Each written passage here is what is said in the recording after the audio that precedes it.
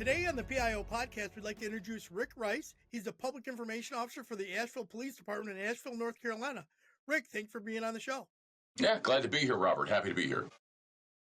I'm glad I could get you on, Rick. First off, as I ask all my guests, what's your background and how did you become the PIO at Asheville PD?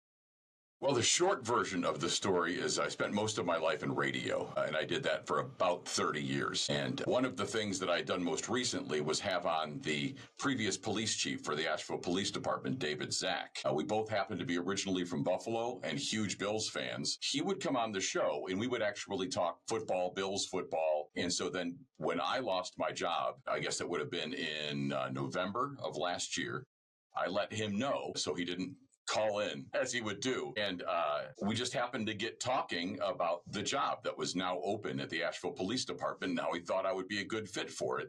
And so, like I said, the short version of that story is that's how it came to be. And I joined the Asheville Police Department in March. As obviously as the listeners are going to hear, you have a voice for radio. You definitely do. Well, thanks. I hear that a lot. Yeah, it's come in handy. I still do some voiceover stuff on the side. I do a lot of public address announcing for college basketball, things like that, too. Nice. Okay, so Asheville has been in the news a lot lately, but I'm not sure if all of our listeners are going to know exactly where it's located in North Carolina. So where is it located? Western North Carolina, the Appalachian Mountains, I guess for points of reference for most people, about 2.5 hours northeast of Charlotte, North Carolina, about directly north of Greenville, Spartanburg, South Carolina, and about 2 hours southeast of Knoxville, Tennessee. That's probably about the best description that I can give. And that's perfect. So what is the population of the city and how many sworn and how many professional staff do you have? We're just under 100,000 people here, but it has grown exponentially. I've been here for about 25 years, and it's grown about 20 to 30% since I've been here. It was only in the 60,000 range when I moved here in 99. So it's the city is rapidly growing. As far as our officers, we lost a whole bunch in 2020, which made national news. I'm sure you may have read stories about Asheville and the difficulties we've had in our police department losing officers. We're getting that number back up now. We are currently at, let me make sure I look at these, we're at 188 sworn. That leaves us with about 48 vacancies as we're trying to build. The 188 number does include about 21 currently in training in BLET. Okay, great. All right, so first off, let me say that your entire department did an incredible job under some trying conditions during Hurricane Helene. I wanted to wait to speak to you guys until things got back to a little bit more normal, but I'm not sure if normal would be the way to define it right now. Can you talk a little bit about how communication was hindered in connecting with your community during that time? Well, the biggest problem, as you might have read, because it was national news again, international news, was cell phone service was completely disrupted. We had none. Fiber optics lines were destroyed. So as far as internet, which is how everyone communicates now, that was pretty much non-existent for several days. And then you add on the electricity issues. Hardly anyone had power. So any kind of communication among anybody, not just us, Asheville Police Department, Fire Department, City of Asheville, but just neighbors and neighbors, it was back to face-to-face communication. That was the only way to get word out. So for a couple of days, there was a lot of flying blind and doing our best to try and get the word out. Honestly, the best way for people to learn things was good old-fashioned local radio. They did an amazing job of keeping people up to date. There was two groups especially that did a great job. The local NPR station, Blue Ridge Public Radio, and the local iHeartRadio affiliates, of which we have a great relationship with. They were basically the voice in the storm. And that's where people were getting information for several days. And about the only place they were getting information for several days. Excellent. Well, there's a PIO that works for one of the sheriff's office down there that his name is Bill Davis. I work with him over at Texas A&M, and he was telling me about, some of the things that you guys were just going to corners and meeting up at intersections and passing information out to the public. I mean, in times when you don't have what you're used to using, you've got to go to whatever alternative you can come up with, right? Yeah, I mean, it was a good old-fashioned town crier in a lot of ways, and people were coming out of their homes and meeting with their neighbors, and it was very much a good type of grapevine. I can tell you personally that I did that among many friends to try and get as much information as I could. I would travel to different neighborhoods where I've lived, where I knew people, and knew where I could get to a central person and that they could disseminate information that way. Many of our officers also did that in our leadership in the city, in the fire, and the police department as well. A lot of that for about 24 to 48 hours, the best we could. Right. And you know what? You guys did a great job from everything that I've heard and from what I've talked to when I talked to Bill about this. You guys did a great job. And one of my reasons for contacting you was because of the APD Pod Squad podcast that I came across while I was doing some research on you guys. What was the purpose of the Pod Squad? Well, it actually it formed before I took the job, and it probably actually lent itself to one of the reasons that I was hired to do the job is because of my experience in broadcasting and conversations. So that was an idea of the previous chief and the administration, of which the current chief was part of that. He was the deputy chief at the time, a current chief of police, Mike Lamb. And so the idea was in a city that has a difficult time with some of our citizenry in respecting and appreciating the police, this was another way to humanize the officers and to speak directly to our constituents, our community, our citizens. So that was the original idea behind it. So let's talk about some of maybe the internal challenges, if you know of them. What kind of challenges did you guys face when you were beginning to launch it? From my understanding, from what I witnessed in previous to my joining the Asheville Police Department, there were none. Everybody was enthusiastic about it. I'm not familiar with anybody that didn't like the idea. And so it was one of the first things as soon as I got up to speed, after I'd been here for a few months and got my feet under me, that we started to explore and then did all the necessary things when you're part of a municipality, the steps that have to be taken to do something. We are the first City of Asheville department to have its own podcast. And so appropriate, I guess, because of my background and my experience, it makes perfect sense. It was an easy transition for me. Matter of fact, I did all the research and buying, well, what you see actually right here. So the microphone and all these things and all this. I'm in the podcasting studio right now. It's the quietest room in our building. So I constructed the soundproofing, the mixing board. I use Adobe Audition software. We got a setup here so we can do everything out of this room in this building whenever we want to. That's awesome. And that, you know what, it's the way it should be. I mean, I do my podcast remote. I've done the in-person setups where I've, had across the room, and the noise levels are so hard sometimes it's hard to understand. So when you can have a dedicated studio, it's very good to have, because it controls all those little things. Like even just, your the heat sound coming through the vent can be sometimes overpowering for the mic, and especially if you have a good sensitive microphone.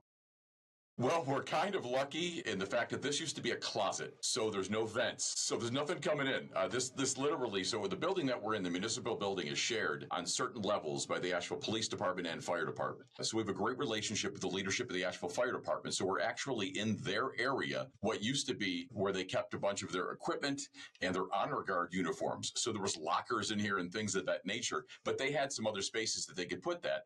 And so they volunteered this room. Kelly Clope with the Asheville Fire Department also has done some of their own podcasting, just getting started from that. So we actually share the same room, and I've actually been getting her up to speed in how to do things and how to work the equipment. So we kind of share this room, but the sound is fantastic. We got a toilet on the other side that flushes once in a while. But beyond that, it's a pretty good sounding room.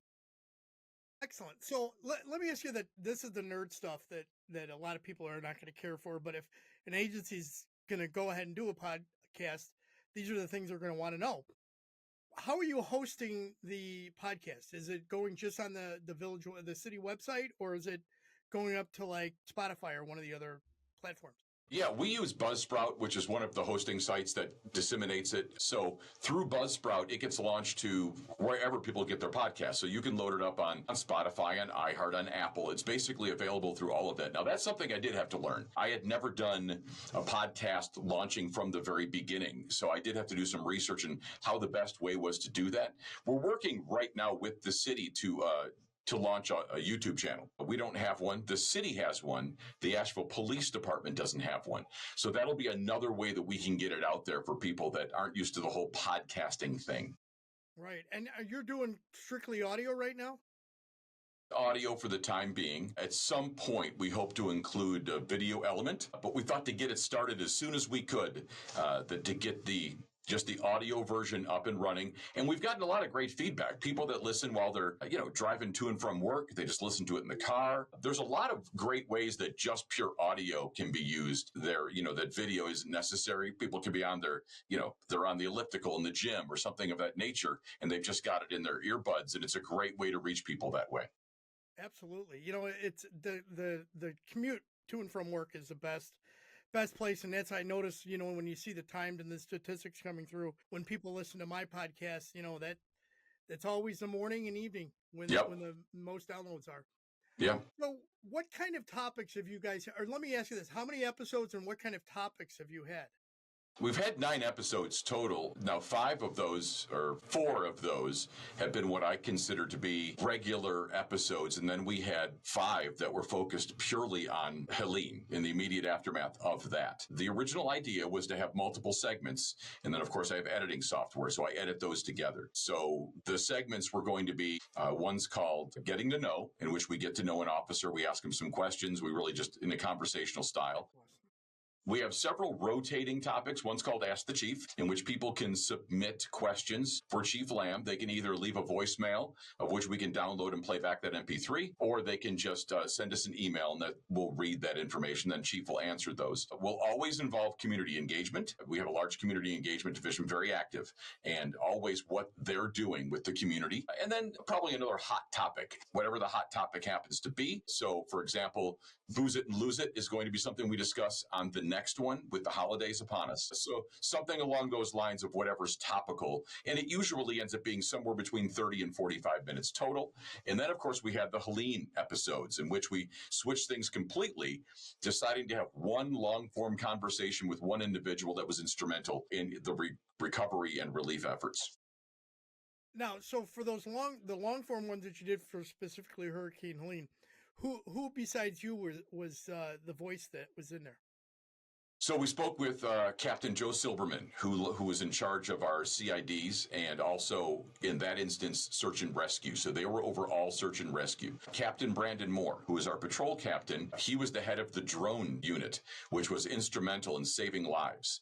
And then, of course, we also spoke with Chief Mike Lamb. We had a long conversation with him. And then the mayor of Asheville, Esther Mannheimer, was gracious enough to sit down with me. And we had a very long conversation with her, a chance for her really to reach the public in a different way. She was in a press conference every day talking with media from all over the country and the world at one point. She was speaking with people in London, with CNN, Fox, MSNBC, News Nation, all of those every day, but always in just quick bam, bam, bam, question, answer. This was a chance for us to speak with her and everything she experienced and get a chance for her to share a little bit of that. And so that was a great conversation that's posted now as well. Did you have questions that came in from their listeners prior to the mayor being on that you could ask her, or were these just strictly you had prepared stuff and you just had you and the mayor talk? I've known her for a little while casually, and in my career in radio, one of the things that I thought that I did well was interview. I've interviewed hundreds and hundreds of people in my life. I start with a basic sketch of just a few things, and I just let the conversation go from there. And so there's a few things that I wanted to cover, but beyond that, it was just a conversation. I don't like it to seem like it's a question and answer. And especially when you're talking about that format, like with the mayor, with the chief, with these people, I wanted it to be something that was it was listenable. It was that somebody could just listen, be a fly in the wall and hear two people talking about their experiences. And that's what it really ended up being. I think if you listen back to it, you'll find that it's very conversational and very listenable. Excellent. All right. So I wanted to hear about the interviews with Chief Lamb and his answers to community questions. What was the feedback from the community after he did an episode? And then you said you had a couple with him. What was the overall feedback within the department and with the community? Chief Lamb is incredibly well respected, both within and then without in the community. So internally and externally, he's been with the department. This is where he started with the Asheville Police Department. And this is where he'll eventually retire, is from the Asheville Police Department. He'll never be a part of another department. And so when he joined as the chief in, I believe it was January, people were elated because he is such a person of respect around here. People, it was very much like a kiss the ring situation when he acquired the job. And I mean that in the nicest possible way. But I happen to be in the area, of course, where his office is located. And the amount of people that were coming through to just thank him and congratulate him. It was constant. It was every day. It was current officers, former officers, citizens. So the fact that he was going to be a part of this was a natural. He's also a great conversationalist with a good sense of humor. So he's a real easy person to talk to. We've had people leave messages and we played back those as far as him answering questions. A lot of them very serious. Some of them not so much. We had a recent question about somebody saying, did you ever realize you looked like Daniel LaRusso from The Karate Kid? Just a little bit. Ralph Macchio. And so we're like, Chief, I never really saw it, but now I do. So you do resemble Ralph Macchio at this point. They're close to the same age, and he's got a good sense of humor about that. So he really is the right person in the right place at the right time for this job. That's awesome. That's outstanding. Yeah. All right, so let me switch gears a little bit. There was so much misinformation that was floating around in regards to what was going on in Asheville back after the storm and everything. How did you guys manage that misinformation? It was difficult. When they opened the EOC, when they activated the Emergency Operations Center, it was actually 2 days before Helene arrived. What a lot of people don't quite realize, because all the focus has been on the one storm, was for 2 days, we were just pounded with rain from a subtropical system that moved in off the coast, totally separate to Helene. But it hit us with between 8 and 12 inches of rain, which was already historical. So basically a foot of rain landed on us before the storm arrived. So if you can imagine that. So we activated the EOC on Wednesday. Helene arrived on Friday. So we were ready for anything storm related, or so we thought when it came to that. But how it occurred and what occurred, I don't think anybody could have ever been prepared for. We have a very unique situation here in the mountains. People think of flooding, and they usually, what they see on the coast with hurricanes differs from what you see in the mountains with rivers. We had the mountains just shoving water into these valleys and basically eliminating cities. It was devastating. The flow of water was measured in comparison to the Niagara River. And for anyone that has ever been up to Niagara Falls and seen that cascading, I grew up there. That was the water that was rushing through places like Swannanoa and Bat Cave. And so when you see the devastation and people wonder how, why, it's because of the force of the water, not just the water. So as you could imagine, the devastation was on a level that nobody could ever have possibly thought could happen. And in the aftermath of that, some people, because it was so devastating, maybe they weren't trying to be harmful with passing along information, sharing information, but it was bad information. Mm-hmm. And in other cases, I think some people were just trying to get clicks through TikTok and all these different things with these amazing headlines, thousands of people missing, no one's telling you why, all of which was not true and made our jobs harder. So when they activated the EOC and things were assigned, we're very fortunate that we have an incredibly experienced public information officers as both part of the Asheville Police Department and the Fire Department. And I'm not referring to myself. My boss, Samantha Booth, has been doing this for a long, long time. And she is now our communications director. However, she was part of the EOC as one of the rotating PIOs. Kelly Cloak with the Asheville Fire Department, she's about to retire, so you can tell how long she's been doing the job. She was also one of the rotating PIOs.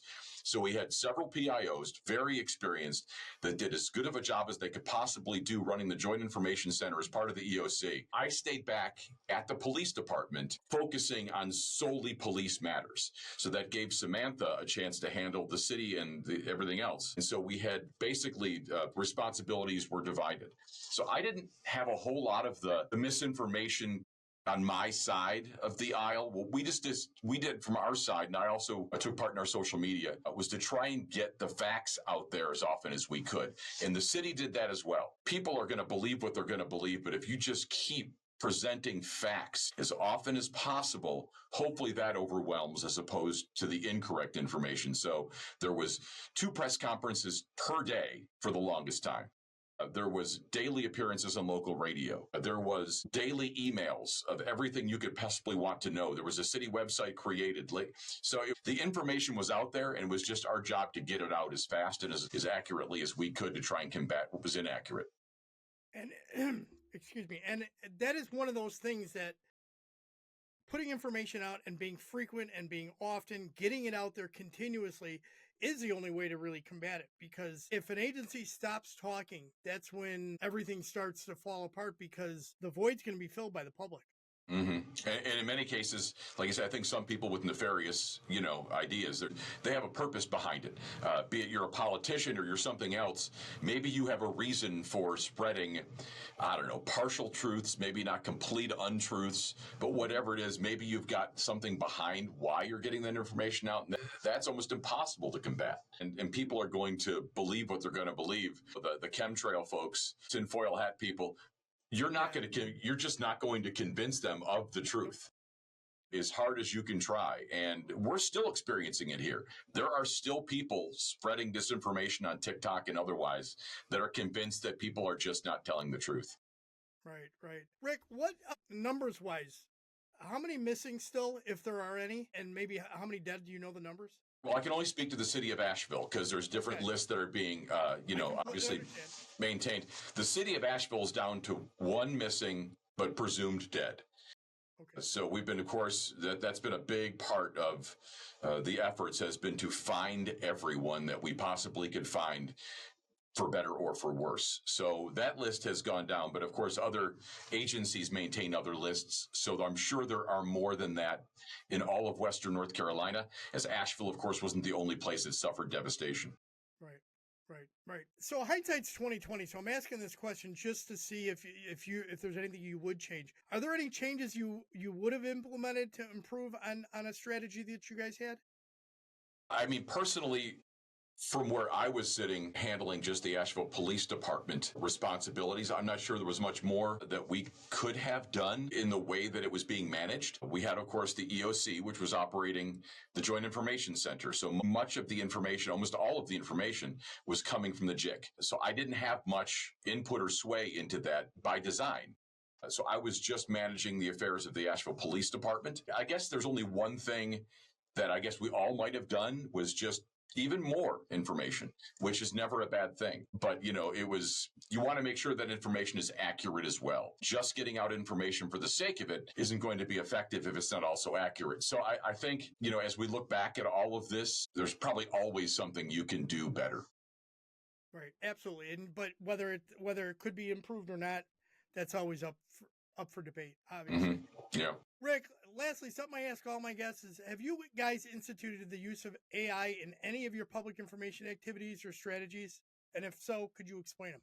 Not a lot of it. However, we do have a really good photographer, videographer with some serious credentials that came here from major markets and just wanted to live in Asheville. His name is Will, and he has incorporated some of it into our graphics that we use on social media. If you go to the Asheville Police Department Facebook page, you'll see some AI created things. He did a great April Fool's joke last year involving a guy with a jetpack that a lot of people thought was real. And so we try and make it obvious, but some people, didn't quite get that one. They thought we really had a jetpack guy, flying around town, which was kind of funny. But he's used some AI in some ways, just with maybe holidays or things of that nature. So that would be the use of AI for the most part. Outstanding. Rick, is there a question I should have asked? And if so, how would you have answered? I mean, you haven't asked what I want for Christmas, and here we are, a couple of weeks away. I'm just, What would you like for Christmas? Maybe a Josh Allen jersey. That'd be nice. If you've got one lying around, I would love a Josh Allen jersey. I love my quarterback. I am sorry I do not have a Josh Allen jersey in my back pocket. I wish I did, so I could give it to you. Yeah, and I'd love you for it. All right, so let's jump into some rapid-fire questions. Okay. Texting or talking? It depends. If it's in person is how I prefer to have conversations. So if it's working with people in the office or elsewhere, it's entirely conversation. When you're talking about just using the phone, I don't like talking on the phone. So that's a texting thing. Movies or books? Movies now. I want to start reading more. I used to read more before. It's a time thing. So maybe when I retire here, whatever that is, I can read more. Coffee, tea, or energy drink? Coffee, lots of coffee. As a former morning radio host, I was waking up at 3:30 in the morning. I drink a pot of coffee before most people are out of bed. Adult drink of choice? I'm a beer guy. I ran a brewery for a couple of years, so I'm really they call it a beer snob, I guess, some people, but I love all styles of beer, so definitely beer, although I do enjoy a good bourbon on occasion on the right chilly night. That is true. Yeah. What would be your superpower if you could have one? I mean, can I have everything Superman has, or do I just got to pick one? Because he's got the strength, the vision, he can fly. I mean, if I could have everything he's got, that would be ideal, right? There you go. Ask for permission or beg for forgiveness. In radio, back in the day, it was probably more beg for forgiveness. But now in this official capacity, I would probably ask for permission. Yep. Spoken like a true PIO. What place do you most want to travel to? And going to will be the United Kingdom when we retire. We're already planning a trip to go to England, Ireland, Scotland, play some golf, see all the things. Yeah. Nice. Yeah. What's your favorite way to relax after a long day? If the weather is good, on my screened-in porch, rocking chair, just maybe with a drink and just getting caught up with the day. If it's cold, like wintertime, almost the same scenario, but in front of a fire. Excellent. If you could choose to have coffee with any historical figure, living or dead, who would it be? Well, let's see. Jesus was a wine guy, so it wouldn't be him. You know what? I'd love to hear all the stories from George Washington. I'd love to, everything he saw, everything he thought. I mean, there's a lot of people you could choose, but if you just want to have a good laugh, Robin Williams. Well, that would be a good one. Yeah. Absolutely. Final thoughts, Rick. What key points would you like our listeners to take from today's interview? If you ever have something unprecedented, which seems to be happening more and more often lately, be flexible. Just jump in and keep your ears open. And if you've got ideas, throw them out there. Hopefully the best ones stick, but just be ready to adjust on the fly. Excellent. As we wrap this up, do you have a piece of wisdom or a motto that you live by?